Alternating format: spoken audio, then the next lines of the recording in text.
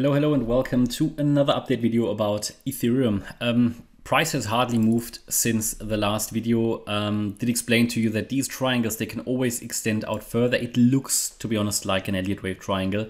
It just morphs into a larger triangle all the time, which they do. We need to acknowledge that.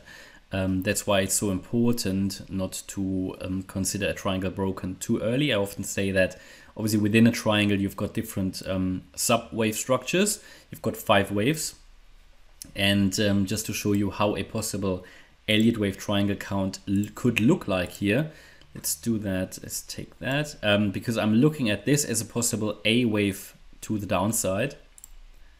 We look at the lower level price action here because, yeah, to be honest, the market has really hardly moved since the last video. So why not do it, make it an educational session again, and look at the wave structure here on the lower time frame. But also I need to explain again that typically trying to, unless you really trade this time frame, it's usually not useful to try to label every small subwave, especially if it's a correction, because they can change quickly, especially in a corrective wave.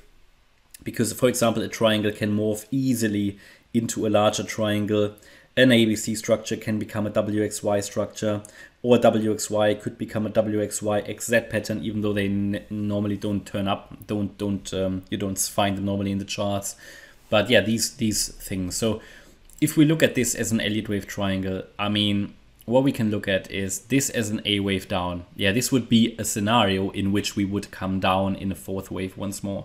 We have already reached the trend reversal area here on the 14th of April. Therefore, it doesn't need to come down any lower. It doesn't need to. Market doesn't need to do it. It would be ideal though, because typically what you expect for a 4th wave pullback target is the 2026 level, in this case, the 38.2 Fib level. But it's generally the entire box here between 1994 and 2066. Obviously here already reached on the 14th of April. It can come into this area again to make a clearer low, but it's not guaranteed. It doesn't need to because it did it already here. It depends on how I count the subwaves. In my opinion, there is no way of knowing which one is going to play out. Do we go into this area and then rally, or do we rally straight away?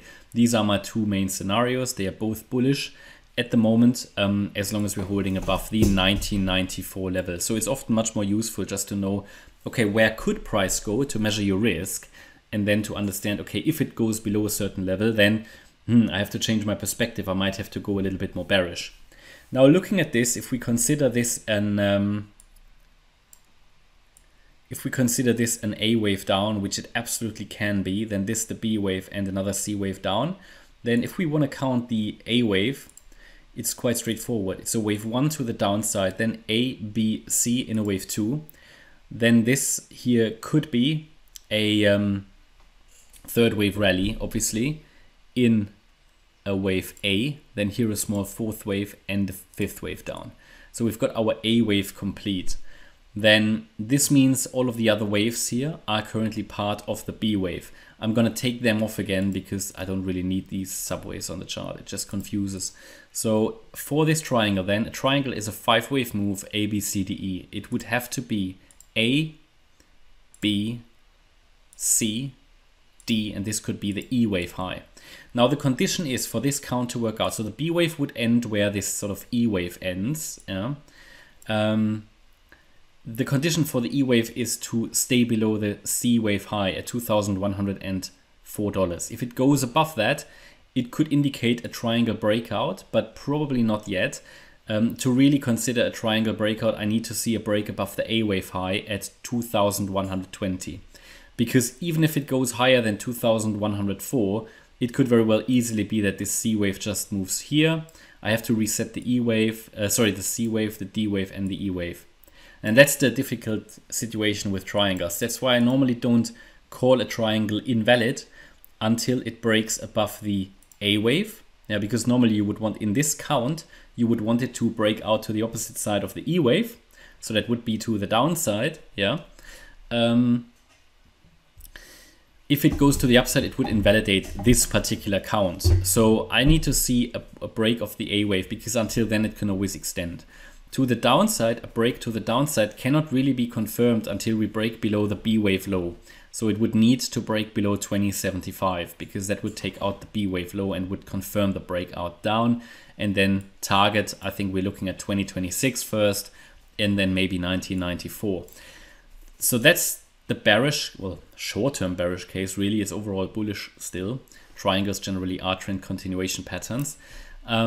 A direct breakout to the upside is possible as well. It would just be a different Elliott wave count. It would not count it as a zigzag pattern, which this is. Yeah, I'm counting this as a so-called zigzag correction, where the A wave is a 5-wave move, the B wave is a triangle, and the C wave would be an impulse or an ending diagonal. In a more bullish interpretation, the wave 4 itself can be a triangle. Yeah, this is absolutely possible. So I would count it in a different way. I would say this was the A wave. This here, probably here actually. Yeah, no, this could be a B wave. This could be the C wave. The C wave is often a bit more of a complex one than the D wave and the E wave. And we could now break out to the upside. So again, here also, I would need to see a break above 2,120 because it's the B wave high. So either way, I need to see $2,120 break to the upside to confirm a breakout of the triangle to the upside. Or I need to see a break below. Oops, didn't want to do that.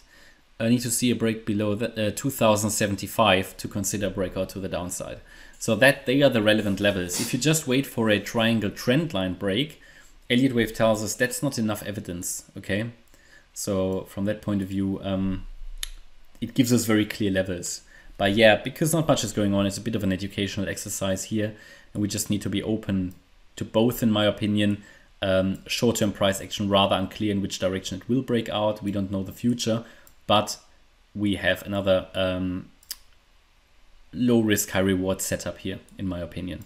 Yeah, that's the situation with Ethereum. Maybe here towards the weekly candle close, we start to see some price action. Generally, the trend is further up, and I have no reason to change that view at the moment. Of course, we can get a deeper pullback.